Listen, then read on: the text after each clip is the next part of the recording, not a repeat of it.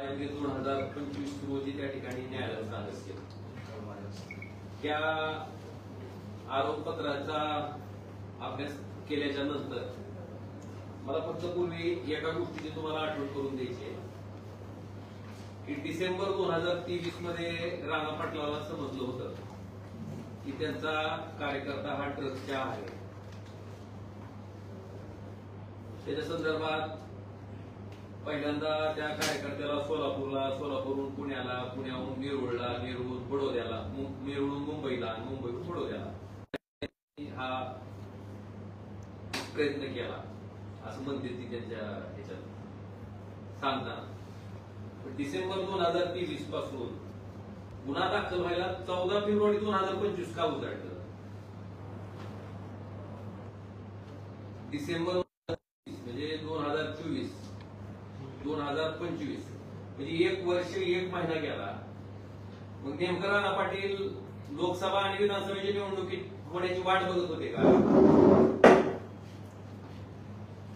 जर माझा कार्यकर्ता अशा पद्धतीनं ड्रग्सचं सेवन करतोय आणि त्याला असं व्यसन लागलंय आणि अशा पद्धतीचं ड्रग्स इथं मिळतंय की लोकप्रतिनिधी म्हणून जर मला कळालं तर माझी पहिली जबाबदारी काय? ताबडतोब ज्या दिवशी कळालं त्याच दिवशी त्याच्या संदर्भात मला वाटतं पोलिसांना माहिती देणं आणि ह्याच्या संदर्भात जे कोणी आरोपी असतील त्यांना गजाची आड करणे ही मला वाटतं पहिली प्राथमिक जबाबदारी असते कुठले सामान्य माणसाची. आपण जर लोकप्रतिनिधी मग तुम्ही डिसेंबर 2023 पासून 14 फेब्रुवारी 2025 का उजाडलं? हा जो म्हटलं काही 1 वर्ष 2 महिने 3 महिन्याचा कालावधी गेला हा नेमका कशासाठी होता? निवडणुका पार पडण्यासाठी होता. म्हणजे लोकांच्या लेकराला ड्रग्सचं व्यसन लागलं तर चालतंय पण आपली निवडणूक पार पडली पाहिजे सुरक्षित, त्याच्यात कुठला व्यक्ती आला नाही पाहिजे. मला वाटतं अशा वृत्तीनं जर लोकप्रतिनिधी काम करत असतील तर ते दुर्दैव. दुसरी सगळ्यात महत्वाची गोष्ट या आरोपपत्राचा अभ्यास केल्याच्या नंतर याच्यामध्ये जे आरोपी म्हणजे वारंवार जबाबात ती सांगतील ना आम्हाला की सगळ्यात टॉपचा माणूस कोण आहे? ती शोधा. आका आका आका ही शब्द जरा जास्त परवलीचा आहे आता सध्याच्या काळात आका.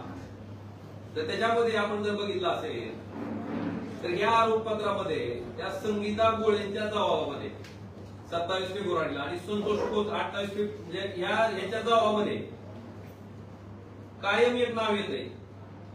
अग्रवाल नावाचा उल्लेख होता, अतुल अग्रवाल मुंबई. मग ह्या अतुल अग्रवालचा फोन आजही चालू आहे. मग पोलिसांना वाटलं नाही का या अतुल अग्रवाल कोण आहे नेमका? त्याला शोधावं, त्याला पकडावं, त्याला आरोपी करावं. नेमकं हे कुणाच्यावरच असताना कुणाच्या हे ना त्याला सोडलं जातंय हा एक माझा त्याचा मूळ प्रश्न आहे. आणि त्याचा फोन चालू असताना साधा त्याचा जबाब तरी घ्या की तुम्ही, जबाब सुद्धा घेतलेला. मग हे नेमकं काय दर्शवतंय हा एक महत्वाचा मुद्दा आहे. दुसरं पिट्या सुर्वे नावाचा सोलापूरचा एक 2 कनेक्शन आहे त्या ड्रग्सच्या. एक तर मुंबईचं आणि दुसरं सोलापूरचं. त्या मोबाईलच्या ह्याच्यात टॉपचा माणूस कोण आहे? अतुल अग्रवाल. त्याचं नाव जबाबात येते ह्या बाकीच्या आरोपीचा तपास केल्याच्या नंतर. त्याला मोबाईल नंबर देते, त्याचा मोबाईल नंबर चालू आहे. पण पोलिसांनी त्यांच्या चार्जशीट मध्ये ह्याच्यात पुढे काय केलंय ह्याच्याबद्दल अक्षर त्या ठिकाणी लिहिलेलं नाही. मग पोलिसांनी नेमकं ह्याला काय सोडलंय का? अजून तू ड्रग्सची तस्करी कर, तुला मोकाट आहे काय, काळजी करू हा प्रश्न त्या ठिकाणी उपस्थित राहते. आणि त्याच पद्धतीनं दुसरं कनेक्शन येते तुमचं सोलापूरचं. त्याच्यात पिट्या सुर्वे ज्याच्या म्हणजे गजानन हांगरेच्या 25 मार्चच्या जबाबात, हर्ष सोनीच्या 2 एप्रिलच्या जबाबात, ओंकर मिश्रेच्या 2 एप्रिलच्या जबाबात ह्या पिट्या सुर्वेचा उल्लेख येत आहे. जबाबात त्यांनी सांगितलंय. पण ह्याला सुद्धा त्यांनी म्हणजे ही जी आका आहे त्या आकावर कुठलीही कारवाई या ठिकाणी पोलीस प्रशासनाकडनं केली गेलेली नाही.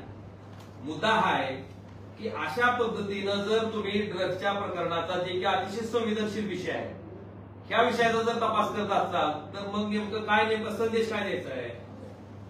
आपण बघताय जो काय तपास चाललाय, अरेस्ट होते का नाही, आरोपीला कशा पद्धतीने अभय दिलं जातं पुढच्या ह्याच्यात मी सांगणार आहे एक होते. पण ही आपली नैतिक जबाबदारी नाही का लोकप्रतिनिधी म्हणून की असा गुन्हा करणाऱ्या माणसाला एक धडा द्यायची गरज आहे. पण की पुन्हा कोणी हिंमत नाही केली पाहिजे. पण धडा द्यायचं तर सोडून द्या. तुम्ही जरी असं केलं तर आम्ही तुमच्या पाठीशी आहे. अशा पद्धतीनं जो संदेश द्यायचा प्रयत्न करतोय लोकप्रतिनिधी ते अतिशय दुर्दैव. दुसरं सगळ्यात महत्वाचं, ह्या चार्जशीटचं अवलोकन केल्याच्या नंतर याच्यात कुणाला चार्जशीटचे जबाब पाहिजे असतील, मी जे बोललोय मुद्दे त्याचे सुद्धा मी बंचेस तयार करून हायलाइट करून ठेवले. असं नाही की उभं मोगम काहीतरी बोलायचं म्हणून बोलत नाही आम्ही. की 1 नंबरचा जो मी आरोप केलाय त्याच्या संदर्भात सगळे पेपर्स जोडले तर ते हायलाइट केले. क्रमांक 2, वैभव गोळे. आता या संगीता गोळे नावाच्या गृहिणीला अटक झाली 22 या महिन्याला 22 फेब्रुवारी 2025 रोजी सायंकाळी 5:57 अटक झाली. आणि अटक झाल्याच्या नंतर पोलिसांनी तिचा जो पती आहे त्या पतीला कळवलं की बाबा तुमच्या बायकोला अटक केलेली आहे. आणि त्याच्या संदर्भात जो पती आहे त्याचं रिसिव्ह घेतलंय, आम्ही अटक केली म्हणून जे पत्र दिले ते रिसिव्ह घेतलंय त्याच्यावर. त्याच्यानंतर हा जो वैभव गोळे नावाचा व्यक्ती आहे त्याच्यावर व्हीपी रोड पोलीस स्टेशन त्याच्यावर एनडीपीएसचे गुन्हे दाखल आहेत. 3 गुन्हे दाखल आहेत. गुन्हा नंबर 32/2023, गुन्हा नंबर 56/2022 व्हीपी रोड दोन्ही पोलीस स्टेशनचे आहेत. आणि ढेबेवाडी पोलीस स्टेशनचं गुन्हा रजिस्टर नंबर 41/2019 आणि कलम आहेत 353. ढेबेवाडीचे 353 आहेत. वर्धेचे गुन्हा आहेत कलम 8 क 27 एनडीपीएस ऍक्ट, कलम 8 क 22 एनडीपीएस ऍक्ट. मग मला काय म्हणायचंय, पोलिसांचं काम नव्हतं का की बाबा अशा गुन्ह्यात हा माणूस आहे पूर्वीपासून त्याच्यावर लक्ष ठेवणं, त्याच्यावर विजिलन्स करणं, त्याच्या हालचालीवर बारकाईनं पूर्ण नजर ठेवून राहणं. त्याच्यावर मात्र असं म्हणत आहे त्याला त्याच वेळेस सुचरायला पाहिजे ना जबाब घेण्यासाठी, तरी किमान पोलिसांच्या कस्टडीमध्ये घ्यायला पाहिजे होतं त्याला. असं असताना त्याला कळवलं जातंय, त्याला पळण्यासाठी मुभा दिली जाते. आणि तो त्याच्यानंतर आता एक्सपर्ट म्हणून पोलीस वारंवार सांगतायत तिथं की हा सदरचा आरोपी जो आहे वेबस्कॉन्ड आहे, अटक केल्याच्या नंतर जी प्रोसेस असते त्याच्यावर सुद्धा त्या वैभव गोळेच्या स्वाक्षरी आहे. नेमकं पोलीस करायला लागलेत काय? आणि मला वाटतं आजपर्यंत पण ती एक्सपर्टच आहे. मग या वैभव गोळेला का सोडलं तुम्ही पोलिसांनी, हा पण प्रश्न आहे ना. पोलिसांना माहित होतं, त्याचा सहभाग पोलिसांना आढळलाय. मग त्याच्यावर नजर ठेवणं, सर्व तपास अशा पद्धतीने केला जातो का? त्याला ठरवलं जातं की अटक केली, पळतो आता, आणि पुन्हा 28 पासून त्याच्या मागे लागली, त्याला हुडकायला लागली, आता कुठे गेला, आता कुठे गेला, आता कुठे गेला. क्रमांक 2 हा विषय. पुन्हा ह्याच्यात तस्कर करणारे वेगळे आणि सेवन करणारे कुणाच्या सोयीसाठी केले नेमकं? म्हणजे ड्रगची तस्करी करणारा गट वेगळा आणि ड्रगचं सेवन करणारा गट वेगळा. यात गंमत अशी आहे की आपण जर बघितलं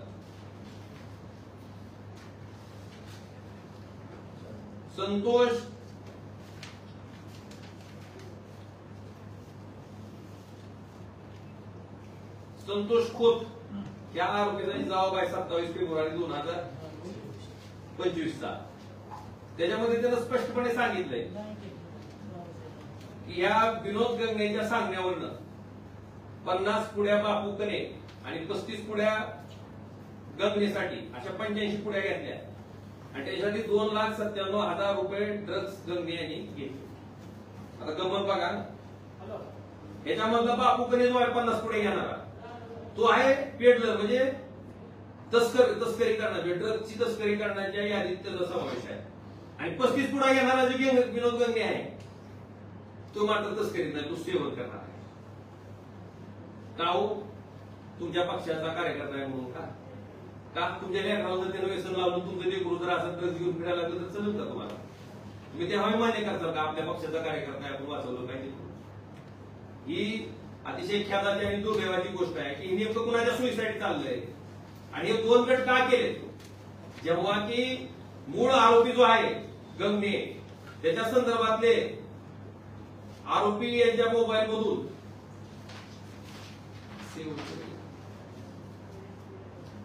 2 गट केलेत बघा. एका ह्याच्यात 26 जे आरोपी आहेत ते तस्कर म्हणून त्यांनी निष्पन्न केलेत आणि त्याच्या खाली साधारणतः जवळपास 10 जे आरोपी आहेत त्याला सेवन गटातले आरोपी म्हणून असं म्हणजे बायफर्गेशन केलं. कुणाच्या फायद्यासाठी कशासाठी केलाय की चार्जशीट मधलाच कागद आहे. या चार्जशीट मधल्याच कागदावरून आपल्याला असं लक्षात येईल 25/8/2024 रोजी 4:03 सायंकाळी एक वाईस SMS आहे, त्याच्यात हा भाऊ ह्या वहिनीच्या अकाउंटला ट्रान्सफर मारा 1,85,000. त्याच्यानंतर गंमत अशी आहे की हे गंगे नावाचे ग्रस्त इतके हुशार आहेत, त्यांनी काय केलं, ही 1,85,000 जी ट्रान्सफर आहे ती स्वतःच्या अकाउंटवरून मारलेली नाही. ती पुढच्या ह्याच्यात मी तिथं तुम्हाला हे जे ट्रान्सफर मारले ते पहिलं ट्रान्सफर मारलंय आपलं सुमित संजय शिंदे नावाच्या व्यक्तीच्या नावावर ते जे, आणि त्याच्यानंतर दुसरं मारलंय अविनाश बाळू मुळे यांच्या मोबाईलवरनं, आणि सागर किशोर गंगे या 3 व्यक्तीच्या मोबाईलवरनं त्यांनी ऑनलाईन ट्रान्झॅक्शन केलं. त्यांना माहिती आहे ड्रगला पैसे द्यायचे, आणि ह्यांना पुन्हा कॅश दिली. फोन पे कोणाला करायला लावलं, ह्या तिघांना, आणि कॅश कोणी दिली, परत तेच गंगे, विनोद काय पिटू उर्फ विनोद गंगे. हा म्हणजे ड्रग्सची डिलिव्हरी स्वतः घेतली, पैसे स्वतः दिले, सगळे झाले, तरी पण ते सेवन गटातले आहेत, ते तस्कर नाही. जेव्हा की 50 पुढ्या घेणारे बापू कने ते तस्कर आहेत, आणि 35 पुढ्या घेणारे जे गंगे आहेत ते तस्कर आहेत. काय नेमकं काय म्हणजे डोकं काय लॉजिक लावलं पोलिसांना, तर कशा पद्धतीने केलं, आणि ही शांत डोक्याने केलेला कार्यक्रम आहे. ड्रग्सचे पैसे 1,85,000 रुपये खरेदी करून देत असताना स्वतःच्या अकाउंटवरून दिलेले नाही. या 3 लोकांना ऑनलाईन ट्रान्झॅक्शन करायला लावले, जे की तिथं पोलिसांच्या चार्जशीट मध्ये आहेत, आणि ह्या लोकांना कॅश दिली नंतर.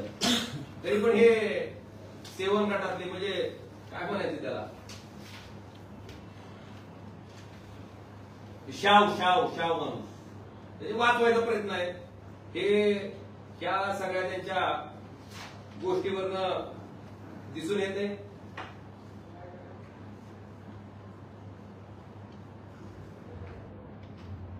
दुसरी 6वी गोष्ट, व्यसनमुक्तीनंतर परत गंगेने ड्रग्सचं सेवन केलेलं आहे. यांच्यासाठी व्यसनमुक्तीवर उपचार करण्यासाठी त्यांनी पत्रकार परिषदेत सांगितले की तेरणा निरोळ त्याचा काय कागदपत्राचा कुठं उल्लेख नाही, पण त्याच्यानंतर हे ड्रग्स घेतले 2,97,000, परत 1,85,000 ही 25 ऑगस्ट 2024 रोजी ही ड्रग्सची खरेदी केलेली आहे. म्हणजे ह्या सगळ्या दिव्यातनं पार पडून त्याच्यात सगळं बघून की आता आपल्याला ड्रग्स सोडायचे म्हणून जी मागे सांगितला प्रवास तुम्हाला, त्या सगळ्या ठिकाणी जाऊन आली, आणि तेवढ्या ठिकाणी जाऊन येऊन परत जे करायचं तेच कार्यक्रम यांनी चालू केला. म्हणजे परत सुद्धा व्यसनमुक्ती म्हणते नाही, त्याच्यानंतर सुद्धा ड्रग्सचं सेवन केलं हे त्याच्या अकाउंटच्या स्टेटमेंट पोलिसांनी जे चार्जशीट सबमिट केलंय त्याच्यावरच्या अकाउंटच्या स्टेटमेंट म्हणून त्या ठिकाणी दिसतंय. आता 7वा एक सगळ्यात महत्वाचा मुद्दा, बापू कने याचा ICICI बँकेचा 24 पानी स्टेटमेंट आहे बापू कनेचं. त्याच्यात फक्त 4च पानं जोडली आहेत, बाकीची 20 पानं जी आहेत ती जोडलेलीच नाही स्टेटमेंट. एखादं अकाउंट एखाद्या आरोपामध्ये जर वापरलं गेलं असेल तर त्याच्यावर झालेल्या प्रत्येक ट्रान्झॅक्शनचा अभ्यास करणं पोलिसांचं काम आहे का नाही, त्याचा तपास करणं काम आहे का नाही, का फक्त 4च पानाचा करायचा 20 पानाचा सोडायचा का? म्हणजे पोलिसांना वाटतंय तसं का वरून पॉलिटिकल प्रेशर असल्यामुळं जसं आपल्याला पाहिजे तसं असा काहीसा तपास मला वाटतं ह्या ठिकाणी केलाय. मला वाटतं ह्याचं सुद्धा उत्तर मिळणं गरजेचं आहे. आणि मगाशी जे म्हणलंय सेवन गटातले आरोपी वेगळे, तस्करी करणारे, मला वाटतं दोन्हीचं गुन्ह्याचं प्रमाण सारखंच आहे. त्यांच्यावर गुन्हे नोंद करा, कोर्टाला ठरवू द्या ना, कोर्ट डिसाईड करेल ना काय करायचं, ह्यांना सोडायचंय का ठेवायचं, ह्यांना तस्कर समजायचं का सेवक समजायचे ते तपासावर आलेले पोलिसांच्या कागदपत्रावर. की तुम्ही का त्या ठिकाणी हा प्रयत्न करताय, मला वाटतंय हा एक महत्वाचा विषय आहे. त्याच्याबरोबर तुम्ही काही चार्जशीट आहे, काही पोलिसांची स्वनावर काही जणांच्या बाबत निष्पन्न झाले. मग मुख्यमंत्री साहेब एका बाजूला म्हणतात की यात जर पोलिसांचा सहभाग असला तर आम्हाला निलंबित नाही बडतर्फ करतात. मग ज्यांची पोलिसांची नावं चार्जशीट मध्ये आले अधिकारी असतील पोलीस कर्मचारी त्याच्यावर काय कारवाई केली आपल्या पोलिसांनी, धाराशिवच्या पोलिसांनी काय कारवाई केली त्याचं आजपर्यंत तुम्हालाही माहित नाही, आम्हालाही माहित. कारण जे जर त्याचं काम रक्षण करायचं हेच जर तिथं हे करत असतील आणि त्याचा काही ठिकाणी उल्लेख आला पण पोलिसांनी आतापर्यंत काही कुठल्याही पोलिसावर कारवाई झाली नाही, त्याचं उत्तर सुद्धा धाराशिवच्या पोलिसांनी दिलं. आणि बरेच आरोपी असे आहेत की त्यांच्या जबाबात नाव आले काही लोक तुम्हाला म्हणजे काही लोकांना जाणीव करून अडकवायचं, काही लोकांना जाणीव करून सोडून द्यायचं, असं का सगळ्यांना सारखा न्याय लावला पाहिजे हे आमचं म्हणणं आहे. त्यामुळं ह्या बाबतीत सुद्धा काही जबाबात नाव आले 400 जबाब आहेत ते आम्ही जे बोलतोय त्यावेळी मनाचं काहीच बोलत नाही. पोलिसांनी ते 400 कोर्टात दाखल केलेलं आहे, त्याची आम्ही नकल काढून त्याचा थोडा अभ्यास करूनच हे बोलतो. आणि ह्या सगळ्या गोष्टी साहेबांनी सांगितल्या ह्या सगळ्या गोष्टी ज्या आहेत ह्याबाबत पोलिसांच्या भूमिकेबाबत कुठेतरी साशंकता सगळ्यांमध्ये निर्माण झालेली आहे. त्यामुळं कोणाचं प्रेशर खाली आहे का पोलीस करतात, या सगळ्या गोष्टीसाठी आम्ही माननीय मुख्यमंत्री आपले राज्याचे गृहमंत्री यांना भेटणार आहोत. ह्या सगळ्या गोष्टी त्यांच्या निदर्शनास आणून देणार आहेत हे आम्हाला आजच्या प्रश्नावर सांगायचं. पोलिसांची नावं सांगता? पोलिसांची नावं नाव आणि पद नाही, ती जी जबाबात आले तुम्हाला त्याची कॉपी पाहिजे तुम्हाला देतो म्हणजे पुरावा सगळे सांगा ना. बँक स्टेटमेंट 24 पानं असतात आणि नेमके 4 पानच काय केले काय हाच प्रश्न आहे ना. काय त्यांचे विशेष काय माहिती नेमकं पोलिसांना कुणाला वाचवायचंय का की त्याच्यात काही असे ट्रान्झॅक्शन आहेत की ज्या माणसाचे नाव समोर आल्याच्या नंतर हा कार मारणार आहे, या भीतीमुळे पोलीस ती नावासमोर म्हणजे ती 20 पानं स्टेटमेंटची पुढे देत नाहीत का? लपवायचं काय कारण नाही ना, सगळं जोडायचं. आणि अशा पद्धतीने जर पोलीस तपास करणार असतील आणि लोकप्रतिनिधी म्हणून जी मिळवते की आम्हीच ही इन्फॉर्मेशन दिली, आम्हीच ही माहिती दिली, त्यांना मी पहिला प्रश्न जर केलाय मी तुम्हाला डिसेंबर मध्ये 2023 मध्ये कळालेला असताना तुम्ही 1 वर्ष 2 महिने का शांत होतात, निवडणुकीची संपायची वाट बघत होतात का? या प्रश्नाचं उत्तर माझी विनंती आहे तुम्हाला त्याला विचारा तुम्ही. बरं ते ठीक आहे झालं, तुम्ही निवडणुका पार पाडण्यासाठी थांबला, जेव्हा आरोपी निष्पन्न व्हायला लागले तर त्यांना तर पाठीशी घालू नका ना. त्यांना कशामुळे पाठीशी घालताय? मी तुम्हाला तुमच्या लक्षात आलं असेल त्याच्यात मी प्रांजळपणे सांगितलं होतं की आमच्यात सुद्धा कोणी असेल, आम्ही स्वतः जरी असेल तर आम्हाला सोडू नका. आपण निरपेक्ष पाहुण्यांचं समोर गेलं पाहिजे ना. नुसतं लोकांचे प्रतिनिधी म्हणून आपण सांगायचं आणि वागताना जर वेगळं वागत असलो तर हे का? आणि सगळ्यात महत्वाचा मुद्दा आहे की ते वारंवार सांगते की आम्ही इन्फॉर्मेशन दिली, आम्ही इन्फॉर्मेशन. समजा गरीब झाला की मी इन्फॉर्मेशन देणार जर आमदार तिथं असतो तर सर्वोच्च सभागृह कुठल्याही वया संदर्भात आवाज उठवायचा. समजा आमदार असेल तर महाराष्ट्राची विधानसभा आणि खासदार असेल तर देशाची लोकसभा आहे. लोकसभेत ह्याच्या संदर्भात मी बोलतो, विधानसभेत कैलास पाटील साहेब बोलले, मग राणा पाटील का बोलले ना ह्या प्रश्नाचं उत्तर करा. तुमची प्रांजळ इच्छा आहे ना, तुम्ही इन्फॉर्मर आहेत ना, तुम्ही मोठं मन करून तिथं सांगायला पाहिजे होतं ना. येऊ दे ना काय दूध का दूध पाणी का पाणी होऊ दे ना, सांगायला पाहिजे होतं ना. का सांगितलं नाही तुम्ही? आणि नेमकं वाचवायचं कुणाला? त्याच्या मुळापर्यंत जायचं असलं अतुल अग्रवालला स्टेटमेंटमध्ये असं आहे की 2017 पासून ती गोळी फॅमिली त्या अतुल अग्रवालकडनं ड्रग्स खरेदी करत होती. मग अतुल अग्रवालचा फोन त्या जबाबात आजही चालू आहे. पोलीस त्याच्या मुळापर्यंत मुळासकट उकडावं लागलं ना. तुम्हाला जर सिंडिकेट उकडायचं त्यांना का सोडून दिले? पुन्हा दबाव आहे का? तुम्हाला सारा तपासाला मर्यादा घालून दिली, तुम्ही संतोष खोतपर्यंत वैभवपर्यंत जायचं, पुढे जायचं नाही. मूळ कुठे मुळासकट कुठून काढलं पाहिजे नाही. ह्याच्या दृष्टीनं तपास आपल्या महाराष्ट्र पोलिसांनी का केला नाही? का सक्षम नाही ते त्या तपास करायला? तर सातत्याने दुसऱ्या यंत्रणेकडे आपण विनंती करू सरकारने दुसऱ्या यंत्रणेकडे तपास द्या. याला काय अडचणी येतं तपास करायला? मुळापर्यंत जायला काय अडचणी येत? जिथून ड्रग्ज येत आहे तिथपर्यंत गेलं तरच हे कुठं थांबल ना. आज ह्यांच्या मार्फत दुसऱ्या मार्फत सप्लाय करते, पण त्या माणसाला जर काही होत नसेल, मुळापर्यंत जर गेलो नाही आपण तर तो काय तपास करणार? कुठली यंत्रणा सक्षम वाटते तपास? ते एनडीपीएस असं मुख्यमंत्री साहेबांच्या कानावर ह्या गोष्टी करणार आहे, त्यांना हे सगळे पुरावे दाखवणार आहेत आमच्या निर्देशात. त्यानंतर मुख्यमंत्री साहेब नक्कीच यात काहीतरी योग्य मार्ग काढतील आणि मुळात सकट हे उकळून काढतील असं आम्हाला वाटतं. कधी भेटताय?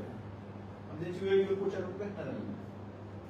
त्याला दादा तुम्ही आता मगाशी बोलताना सांगितलं पोलिसांचा सहभाग यायचा 400 आम्ही पाहिलेलं विचारतो 400 मध्ये किती पोलिसांचा सहभाग आहे? आम्हाला जे पानं भरपूर आहे, आम्हाला एका पोलिसाचा उल्लेख असलेला जबाब त्यात दिसला तर एखाद्या आरोपी जबाबही खरं म्हणणार तर त्या दिवशी तपास केला का?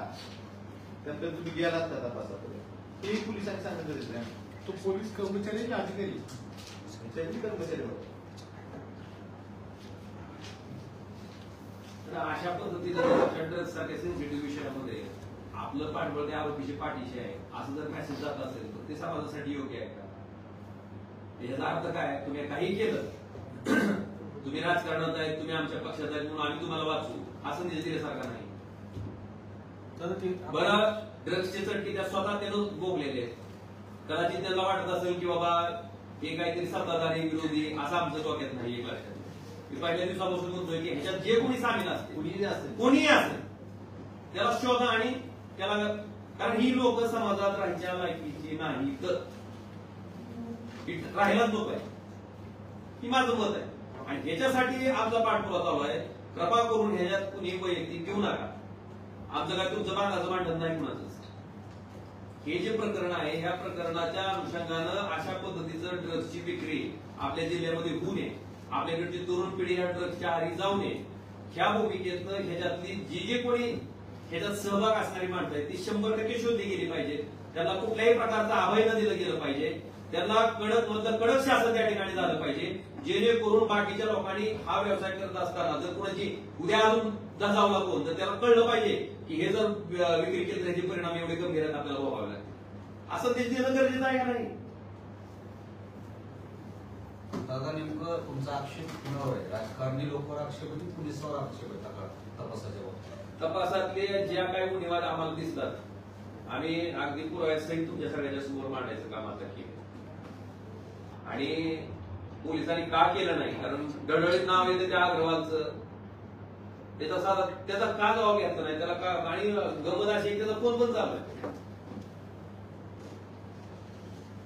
आक्षेप कुणावर आहे नेमकं? पोलीस पोलीस अगदी माझा आक्षेप हाच आहे की पोलिसांनी तपास करत असताना नेमकं कोणाला वाचवण्यासाठी तपास केला. 24 पानामधली 4 पानं फक्त तुम्ही घेता, 20 पानं तुम्ही घेत नाही. काय कारण आहे? याचं उत्तर मिळालं पाहिजे ना. पोलीस राजकीय दबावामध्ये काम करत आहेत. ह्याच्यात त्यांना असं वाटतं की कोण ना कोणतरी राजकारणातला असलेला माणूस लपवायचं काम पोलिसांकडे होते आपल्याला स्पष्ट आरोप आहे. कारण ते यश होत नाही.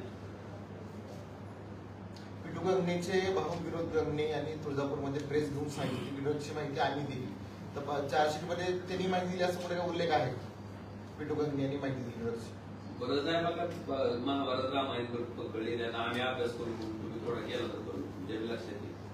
त्यांचं तर कौतुक करावं तेवढं कमी आहे. काय बोलावं अशा माणसाला? आपण स्वतः शेणात तोंड घालायचं आणि त्याच तोंडानं उठून पुन्हा लोकांना सांगायचं की कोण शेण खाल्लं कोण शेण खाल्लं असा प्रकार आहे. काय बोलावं म्हणजे?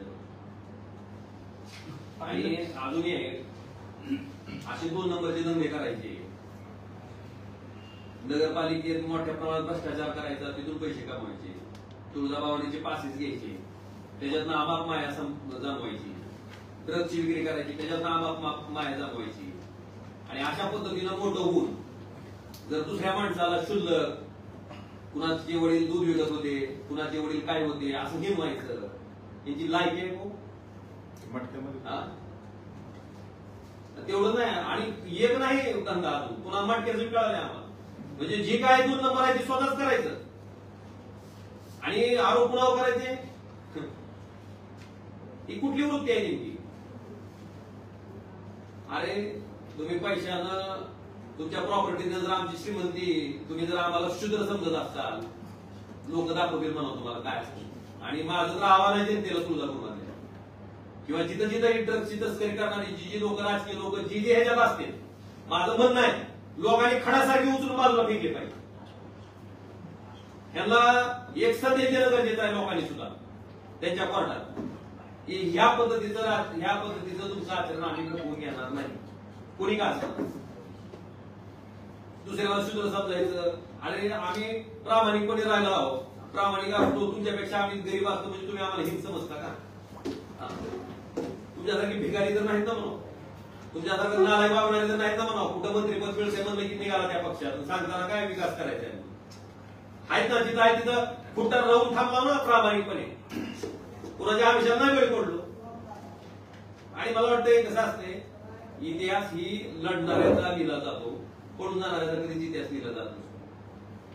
दादा अधिवेशनात जे उत्तर व्हायरल झालं होतं ते विधानसभा अध्यक्षांना सुद्धा त्याच्या विधानसभा अध्यक्षांनी काय कारवाई काय झालंय का पुढं? त्यावेळेस त्या कॅबिनेट मंत्र्यांनी सभागृहात सांगितलं की आपल्या चौकशी करून त्या दिवसात ती मांडली चौकशी काय झाली तर मी त्यांना भवनाची प्रॉपर्टी दिली ते तिथं साधारण होण्याच्या आधीच कशी लीक झाली त्याबाबत मी तिथं मांडला चौकशी करून पुढच्या दिवसात माहिती माहिती घेऊन तुम्हाला करून देईल. मी या प्रकरणात स्पष्ट बोलतो, तुम्ही विधानमंडळात हा प्रश्न तारांकित प्रश्न करत नाही, तुम्ही लक्षवेधी सूचना मांडत नाही, दुसरा आमदार लक्षवेधी सूचना मांडतो, तर त्या लक्षवेधीचं सूचनेचं उत्तर तुमच्या पीएला का घ्यावंच वाटते? मला ह्या प्रश्नाचं उत्तर द्यायचं. तुम्ही फेर आहेत ना, तुम्ही सूचना दिलीत ना, मग तुम्ही त्या प्रश्नाचं उत्तर का घेताय तुमच्या पीएच्या मार्फत? त्यांच्याच पीएकडनं ते व्हायरल झालं.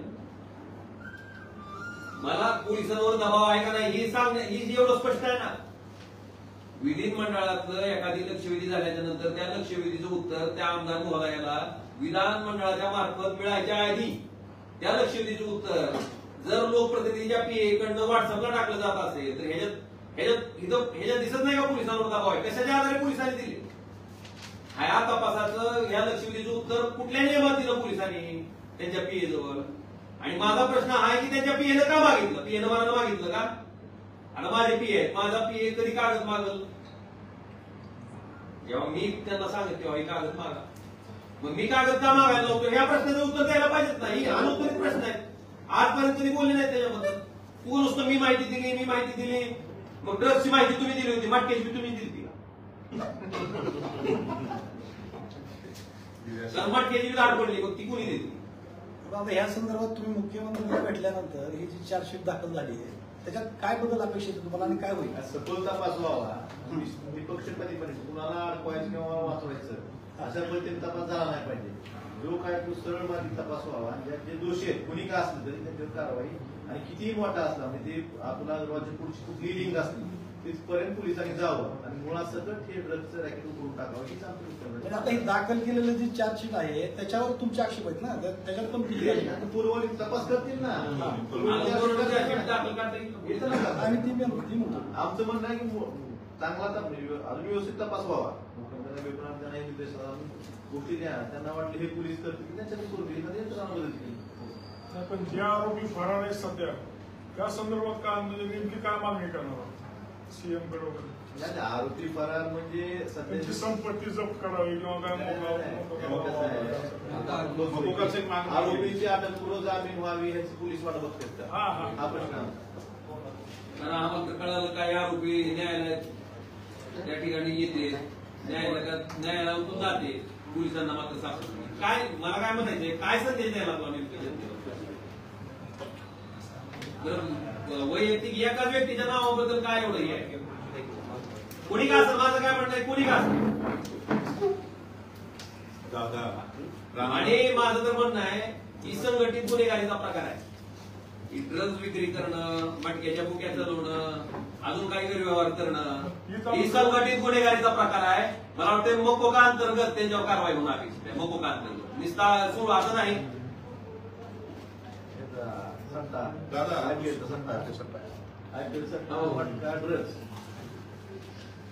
दादा दुसरा एक विषय आहे, राणादादांचं म्हणणं असं आहे की ते ठोस माहिती देतात, आरोपींना पकडून देतात, तुम्ही फक्त दोघं जण आरोप करता बडबड करता, काही तुमच्याकडे ठोस माहिती नसते. मी काय ठोस आहे का? ठोसचा बाप आहे. पोलिसांनी जी तपास केलाय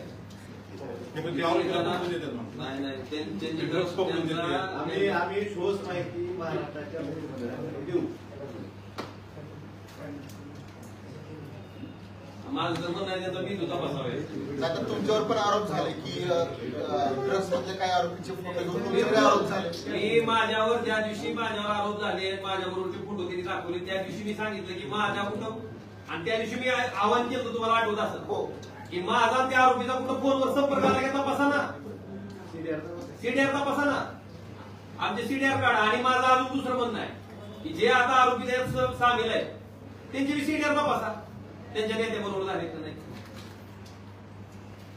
आणि माझं काय म्हणणं आहे, मी सुद्धा असं मला सुद्धा फासावर थोडं माझी काय अडचण नाही.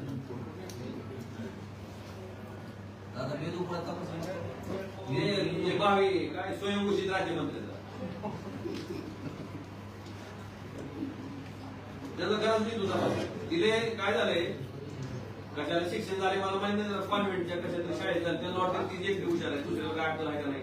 त्यांना ते एकटं ज्ञान म्हणजे आकडे ज्ञान म्हणजे जेव्हा ज्ञान वाटलं जातो तेव्हा ती एकटे जन्म झाला काही त्यांचं, बाकी कोण नव्हतं. अशा पद्धतीने भाषा असते. आणि कसं असतंय माणसाच्या बोलण्यातनं आणि वागण्यातनं ते उल्लेखित होते.